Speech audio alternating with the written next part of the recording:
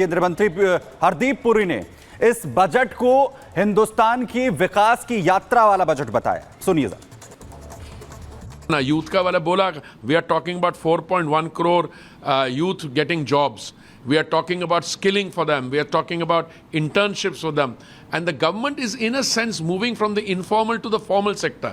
Instead of jobbing it, you get EPFO data से लेके आप पहली आपको नौकरी मिलेगी, उसमें आप बच्चों को महीने का 5,000 रुपए का इंटर्नशिप का स्टाइपेंड देंगे, फिर इनको 1 महीने की सैलरी का वो देंगे. So all this is adding up to a very positive healthy picture for the economy.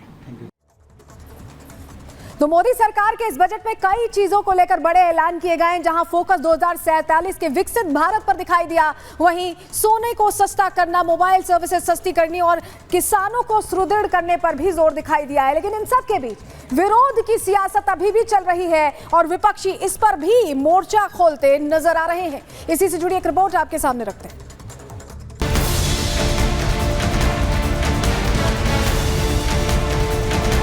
I present the budget for 24-25. ना उम्मीदी का पुलंदा है, बेरोजगारी वही की वही है. ये सिर्फ सरकार बचाओ बजट है. आम बजट 2024-25 आत्मनिर्भर एवं विकसित भारत के निर्माण का एक आर्थिक दस्तावेज है. ये बजट 4 पिलर पर खड़ी है: युवा, किसान, मजदूर और महिला. मोदी 3.0 का पहला बजट आज पेश हो गया. ये लगातार 7वीं बार है जब वित्त मंत्री निर्मला सीतारमण ने बजट पेश किया और इसके साथ ही निर्मला सीतारमण ने रिकॉर्ड भी बना लिया. लेकिन विपक्ष की बयानबाजी भी रिकॉर्ड तोड़ने में पीछे नहीं दिखी.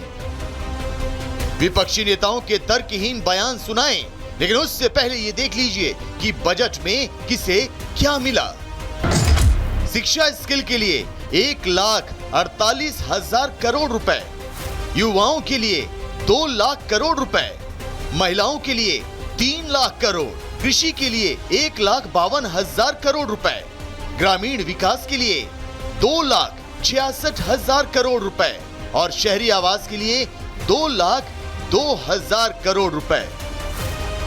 एक तरफ तो बजट में युवाओं के लिए रोजगार, महिलाओं के लिए प्रशिक्षण, शहरी इलाकों में आवास और किसानों पर खासा ध्यान दिया गया, तो वहीं सोना, चांदी, मोबाइल, कैंसर की दवाएं, सोलर पैनल सस्ते हो गए.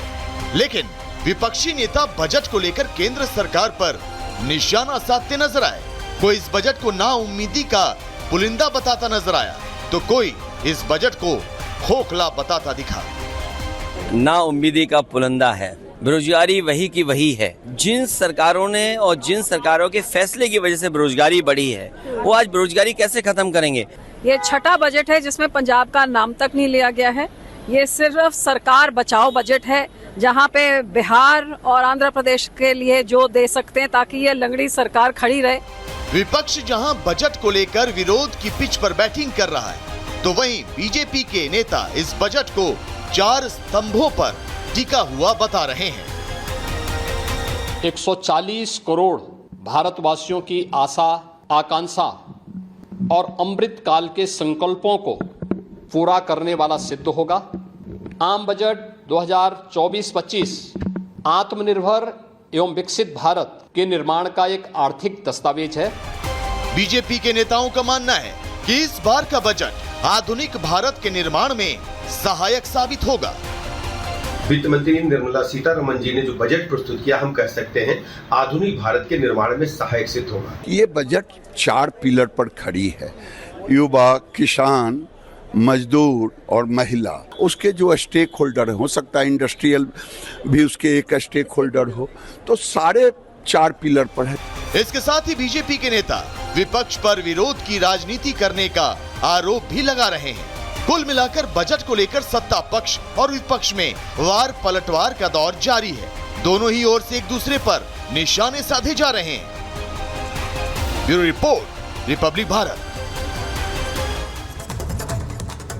वह सरकार ने अपने इस बजट में हर एक सेक्टर को कुछ ना कुछ देने की कोशिश यहां पर की है और जो बड़ा चेंज देखने को मिला है वो है टैक्स रिजीम में। अब आपको बता देते हैं कि अब क्या कुछ जो है वो दरें यहां पर होंगी। टैक्स स्लैब यानी जो 3 लाख तक की इनकम होगी उसमें जो टैक्स है वो 0 होगा। 3 लाख से 7 लाख तक की इनकम पर अब जो टैक्स दर है वो 5% हो गई है। वहीं जो आय अगर 7 लाख से 10 लाख के बीच में है तो इसके लिए 10% जो टैक्स दर है वो अब होगी, और वहीं 10 से 12 लाख वालों को 15% का अब टैक्स देना होगा। 12 लाख से 15 लाख के लिए यह दर 20% होगी टैक्स की, और 15 लाख से ऊपर वालों के लिए 30%। यानी जो सैलरीड क्लास है उसे इसमें तकरीबन 17,500 रुपए की जो बचत है वो यहां पर होगी। और वहीं दूसरी तरफ वित्त मंत्री निर्मला सीतारमण ने जिस तरीके से ये जो बजट यहां पर तैयार किया है उसमें कैसे हर एक सेक्टर को, चाहे वो बिजनेस सेक्टर हो चाहे वो कृषि सेक्टर हो, उसे देने की कोशिश की है। लेकिन अब अर्थव्यवस्थाओं की अगर हम यहां पर बात करें, अमेरिका की जो अर्थव्यवस्था है 2019-20 के लिहाज से वो 12.32 के लिहाज से है, तो वहीं 2024-25 में ये टॉप 10 जो अर्थव्यवस्था है पूरी दुनिया के अंदर उसका जो अनुमान है वो 29.32% के आसपास है।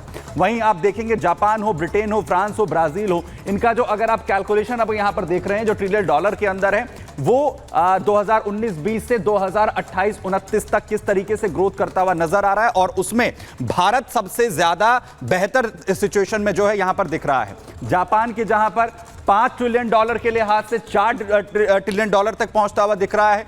वहीं प्रधानमंत्री नरेंद्र मोदी ने इस बजट को भारत के विकास का बजट बताया है। सुनिए जरा। ये बजट समाज के हर वर्ग को शक्ति देने वाला बजट है। ये देश के गांव, गरीब किसान को समृद्धि की राह पर ले जाने वाला बजट है। पिछले 10 वर्षों में 25 करोड़ लोग गरीबी से बाहर निकले हैं। ये जो न्यू मिडिल क्लास बना है, ये बजट उनके सशक्तिकरण की निरंतरता का बजट है। इन नौजवानों को अनगिनत नए अवसर देने वाला बजट है। इस बजट से शिक्षा और स्किल को नई स्केल मिलेगी। ये मिडिल क्लास को नई ताकत देने वाला बजट है। ये जनजातीय समाज, दलित, पिछड़ों को सशक्त करने की मजबूत योजनाओं के साथ आया है। इस बजट से महिलाओं की आर्थिक भागीदारी सुनिश्चित करने में मदद मिलेगी।